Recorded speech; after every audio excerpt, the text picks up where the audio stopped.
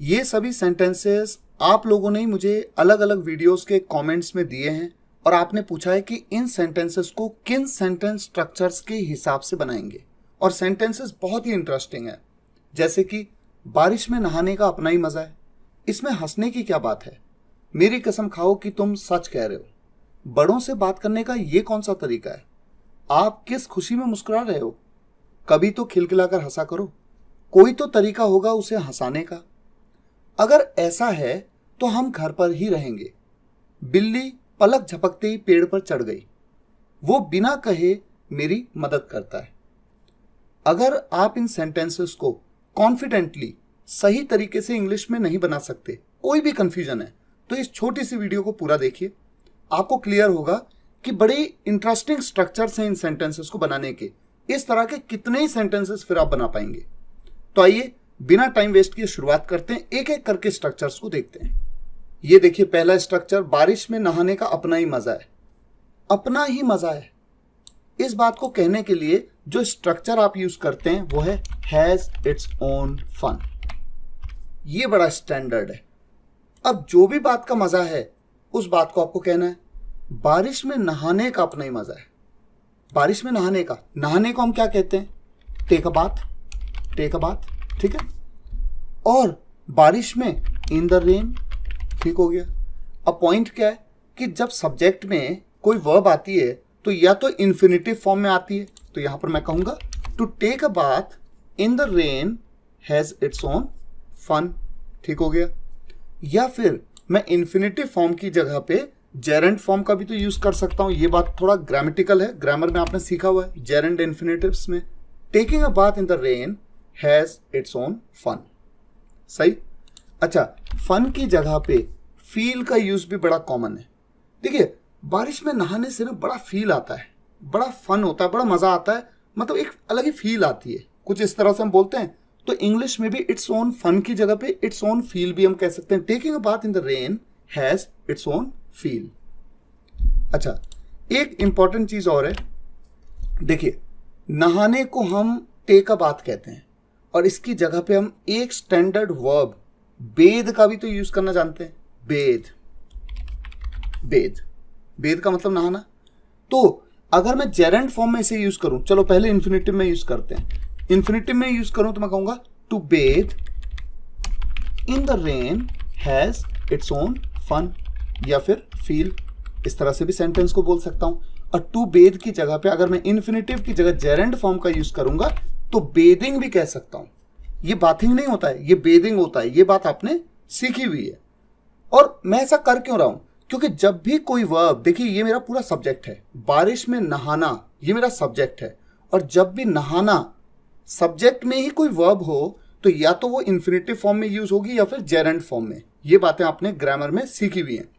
तो फिलहाल यहां पर मेरा जो मकसद है वो इस बात को समझाना है कि किस स्ट्रक्चर के थ्रू इस सेंटेंस को बनाया जाएगा, हैज इट्स ओन फन या हैज इट्स ओन फील। लेकिन साथ ही साथ थोड़ा सा ग्रामर भी चलेगी, क्योंकि सेंटेंस का स्ट्रक्चर तो आपको समझना पड़ेगा, ठीक है। तो इन तरीकों से इस सेंटेंस को हम बना सकते हैं। अच्छा, एग्जाम्पल के तौर पे अगर मैं इसी तरह का एक सेंटेंस आपसे कहूं कि समुद्र तट पर घूमना, समुद्र तट पर घूमने का अपना ही मजा है, मतलब बीच पर घूमने का अपना ही मजा है, तो उस बात को मैं कैसे कहूंगा फिर? चलिए मान लेते हैं सेंटेंस मेरा बदल गया है। बीच पर घूमने का अपना ही मजा है। बीच पर घूमने को क्या कहते हैं? वॉक। तो वॉक के ING form, gerund form use करते हैं। Walking on the beach has its own fun. और फन की जगह पे फील तो मैं कह ही सकता हूं, जैसे मैंने आपको बताया। इस तरह से सेंटेंस बन सकता है। अच्छा, मैं आपसे कहूं कि आपके साथ समय बिताने का अपना ही मजा है, ठीक है। आपके साथ समय बिताने का अपना ही मजा है। समय बिताने को क्या कहते हैं? स्पेंड करना, ING form. Spending time with you has its own fun. आपके साथ लॉन्ग ड्राइव पे जाने का अपना ही मजा है। बहुत अच्छा लगता है जब मैं आपके साथ लॉन्ग ड्राइव पे जाता हूं। मान लीजिए ये बात कहना चाहते हैं तो going on a long drive with you has its own fun. और जैसा कि मैंने आपसे कहा कि जब भी सब्जेक्ट में कोई वर्ब आती है तो या तो वो जेरेंड फॉर्म जिसे आईएनजी फॉर्म कहते हैं, या फिर इन्फिनिटिव फॉर्म यानी टू के साथ में बोल सकते हैं।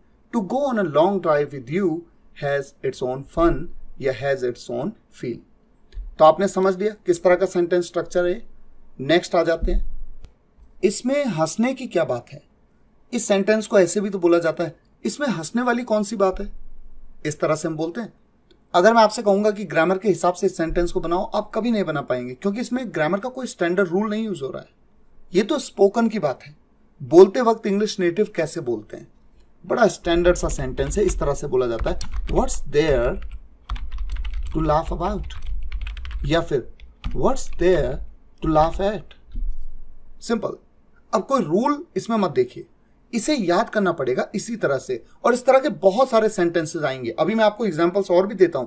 देखिए, सबसे पहले ये समझिए, what's there to laugh about. देखिए, या तो जब आप हंसते हैं तो या तो किसी बारे में सोच करके हंसते हैं, या किसी चीज के ऊपर हंसते हैं। किसी चीज के ऊपर हंसते हैं तो लाफ एट कहते हैं, किसी चीज के बारे में सोचकर हंसते हैं तो अबाउट कहते हैं। इसलिए जनरली जब इंग्लिश नेटिव इस सेंटेंस को बोलते हैं इस तरह के सेंस में, जो हम हिंदी में बोलते हैं, हमेशा इस तरह से सेंटेंस को बोलते हैं, what's there to laugh about, what's there to laugh at. ये दो तरीके हैं, ठीक है। अब सोचिए कि अगर हंसने की जगह मैं कह दूं, इसमें रोने की क्या बात है, या इसमें रोने वाली कौन सी बात है, what's there to cry over. यहां पर क्राई के साथ मैंने ओवर क्यों यूज किया? जब हम कहते हैं आप छोटी छोटी चीजों पर रोते हैं, you cry over small things, तो क्राई के साथ क्या यूज होता है? ओवर। इसलिए यहां पर ओवर का यूज किया जाएगा, ठीक है। अच्छा, अगर मैं कहूं इसमें डरने वाली क्या बात है, या इसमें डरने वाली कौन सी बात है, आप उस कमरे में नहीं जा रहे हो, वहां पर अंधेरा है, इसमें डरने वाली कौन सी बात है, व्हाट्स देयर। अब डरने को क्या कहते हैं? देखो, डराने को हम कहते हैं स्केयर करना, लेकिन जब बोलते हैं डरना, खुद पे आता है, वो खुद पे वो वर्ब, वो क्रिया हो रही है, ऐसे में बी स्केयर्ड। जैसे डरिए मत, don't be scared, be scared. खुद डरने की बात हो रही है, डरा तो नहीं रहे किसी को, तो बी स्केयर्ड। और स्केयर के साथ हमेशा ऑफ का यूज करते हैं। जैसे I am scared of you, of लगाते हैं ना, तो लाफ के साथ अबाउट या एट, क्राई के साथ ओवर, स्केयर्ड के साथ में ऑफ, इस तरह से बात होती है। ग्रामर डिग्री आपको ऐसे ही वीडियो लेकर आता रहता है जहां पर कि आपको बिना प्रैक्टिस के सिंपल सेंटेंसेस के द्वारा आप बोलना सीख सकते हैं। आइए देखते हैं आज के इस एपिसोड में हम लेंगे कमांडिंग सेंटेंसेस, इंपरेटिव सेंटेंसेस, माने ऐसे सेंटेंस जिससे हम किसी को कमांड देते हैं, किसी कुछ कहने को बोलते हैं, करने से मना करते हैं। जैसे देखिए, एक पत्र लिखो, एक पत्र लिखो। अब लिखने की अंग्रेजी हर कोई जानता है, हर बच्चे जानते हैं। एक पत्र लिखो। अब सबसे पहले क्या करेंगे, जो लिखो क्रिया है, वर्ब है, उसको आप पहले लिखेंगे। आप देख सकते हैं एरो कैसा है, हमेशा कमांडिंग सेंटेंसेस में क्रिया पहले लिखेंगे। लिखो, अब लिखने की इंग्लिश क्या होती है? राइट। राइट लिख लिया। अब जो बचा हुआ पार्ट है उसको लास्ट में लिखिए, क्रॉस वाइज। एक पत्र लिखो, राइट अ लेटर। अब ऐसा सेंटेंस आपको कभी मिले, मैंने कहा अपना नाम लिखो, लिखो पहले हो जाएगा, राइट योर नेम। एक कविता लिखो, राइट अ पोएम। एक लेटर लिखो, राइट अ लेटर। अरे दोस्तों, आपके पास सेंटेंसेस के इतने भंडार हो जाएंगे कि बोलते बोलते मुंह दर्द करेगा, बोलते बोलते थक जाएंगे, लेकिन आपके पास सेंटेंस कभी होने नहीं पाएगी। अरे प्रैक्टिस तो करिए, शुरुआत तो करिए, देखिए फिर आगे आगे क्या होता है। दरवाजा बंद करो, ध्यान दो, दरवाजा बंद करो। अब बंद करने की इंग्लिश क्या होती है? क्लोज। दरवाजा बंद करो, तो आपने पहले क्या लिया? क्लोज। अब क्लोज लेने की बात क्या है? यहां पर है the door, close the door. अब एक बात यहां पर आ गई, दरवाजे के लिए द क्यों लगा है, इसके बारे में हम चर्चा फिर करेंगे। फिर शांत एक शॉर्ट में देख सकते हैं ऐसे वर्ड जिससे हमारी पहले से ही जान पहचान है, जो हमारे लिए विशिष्ट है, उसके लिए उसके पहले हम आर्टिकल द का यूज करते हैं। अब दरवाजा है, जो दरवाजा बंद करना है उसको आप जानते होंगे, वही दरवाजा है ना, इसलिए यहां पर द लगा हुआ है।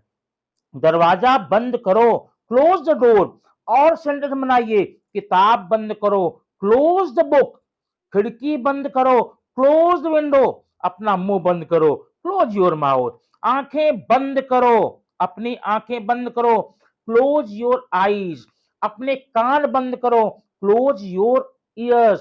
सोचिए, क्या सोचिए, अब बंद करना लेकर के आप हजारों हजार सेंटेंस बनाइए और फ्रेंकली बोलिए, आज से नहीं अभी से बोलिए। अब फिर देखिए क्या कमाल होता है। अब लाइट चालू करो। अब चालू करने के लिए एक वर्ड स्टार्ट होता है और यहां पर ऑन है, स्विच ऑन। ध्यान देना, स्टार्ट और स्विच ऑन कब यूज करेंगे? जो भी इलेक्ट्रिकल गैजेट होते हैं उसको चालू करने के लिए आप स्विच ऑन लगाएंगे। लाइट चालू करो, तो चालू करो क्या हो जाए? Switch on. क्या चालू करना है? The light.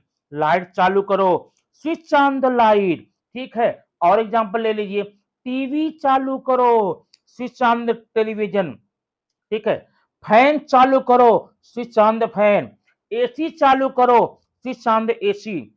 जितने भी इलेक्ट्रॉनिक गैजेट्स हैं उसको चालू करने के लिए आप स्टार्ट का यूज नहीं करना, स्विच ऑन का यूज करना। अब और एग्जांपल देखेंगे, इसे साफ करें, इसे साफ करें। अब साफ करने की इंग्लिश तो हर कोई जानता है ना, क्या होती है? क्लीन। क्लीन होती है, तो पहले हम लिखे क्लीन। अब इसे की इंग्लिश क्या होगी? दिस। Clean this. इसे साफ करो, उसे साफ करो, क्लीन दैट। टेबल को साफ करो, क्लीन द टेबल। अपने दांत साफ करो, क्लीन योर टीथ। अपने हाथ साफ करो, क्लीन योर हैंड। अपने चेहरे को साफ करो, क्लीन योर फेस। सोचिए, साफ करने को लेकर के आपके दिमाग में जो जो साफ करने की बातें आती हैं, सेंटेंस बोलिए, सेंटेंस सोचिए और उसका अंग्रेजी बोलिए। है ना सिंपल? मैंने आपसे प्रॉमिस किया, ऐसे सेंटेंस बनाने के लिए आपको कुछ और नहीं करना है। मैंने कहा ना, इतने सेंटेंसेस आपके पास हो जाएंगे, इतने मैटर्स आपके पास हो जाएंगे, लिखते लिखते थक जाएंगे, बोलते बोलते थक जाएंगे, लेकिन ये मैटर कभी खत्म होने वाला नहीं होगा। अब और एग्जांपल देखते हैं, फल तोड़ो, फल को तोड़ो। अब यहाँ तोड़ने के लिए एक वर्ड प्लक होता है जरूर, लेकिन यहाँ फल फल तोड़ो का मतलब फल को चुनना होता है। और जब बगीचे से आप फल को तोड़ते हैं, चुनते हैं, उसको हम पिक बोलते हैं, पिक। Pick the fruit. फल तोड़ो, पिक द फ्रूट। अब देखना, ढक्कन खोलो, ढक्कन खोलो, खोलो means open. Open the lid, open the lid. और सोचिए जरा, दरवाजा खोलो, ओपन द डोर। खिड़की खोलो, ओपन द विंडो। अपना मुंह खोलो, ओपन योर माउथ। अपना हाथ खोलो, ओपन योर हैंड। यहां अनफोल्डेड होना चाहिए था, ओपन योर हैंड। किताब खोलो, ओपन द बुक।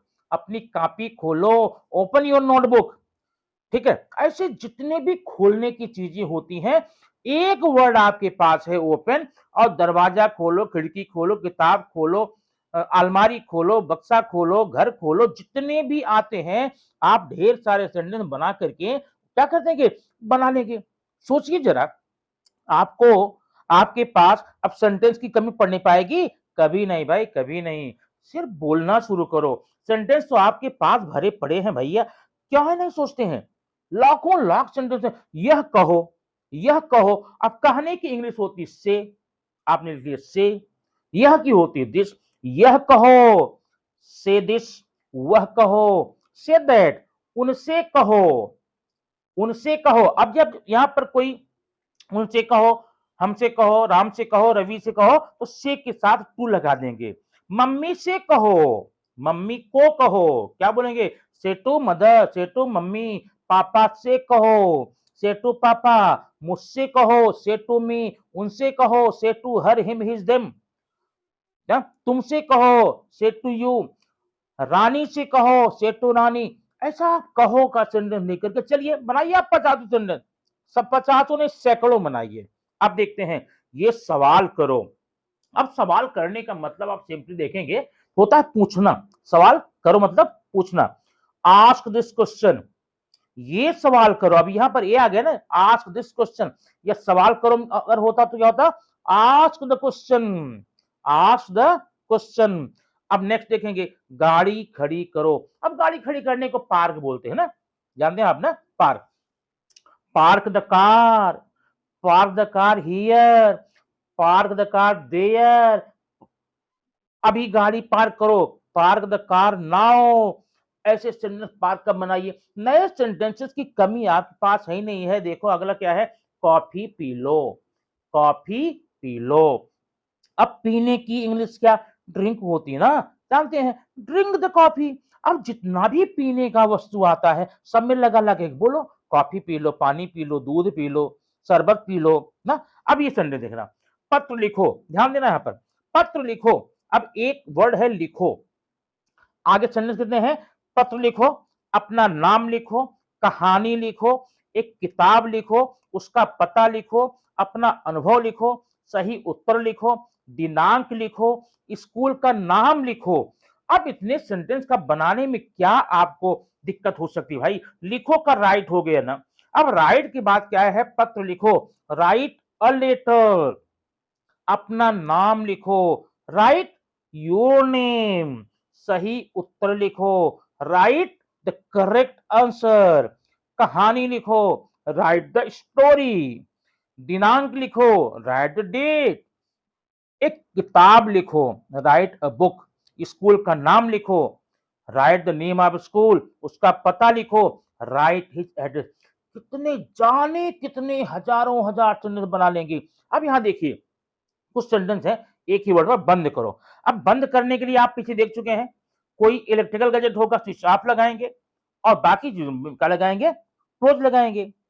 दरवाजा बंद करो तो क्या करेंगे? यहां दरवाजे में ये इलेक्ट्रिकल गैजेट है नहीं तो close the door, close the door. खिड़की बंद करो, क्लोज द विंडो। पंखा बंद करो, अब पंखा बंद करो, इलेक्ट्रॉनिक गैजेट है तो क्या बोलेंगे? Switch off the fan, switch off the fan. Laptop बंद करो, switch off the laptop. Television बंद करो, स्विच ऑफ द टीवी। और अगला लो, लो माने ले लो। अब इसके लिए दो वर्ड है, टेक और हैव, टेक और हैव। किताब लो, have a book, take a book. Pen लो, पेन लो, टेक द पेन। बिस्किट लो, हैव द बिस्किट। खिलौना लो, टेक द टॉयज। बैग लो, टेक द बैग।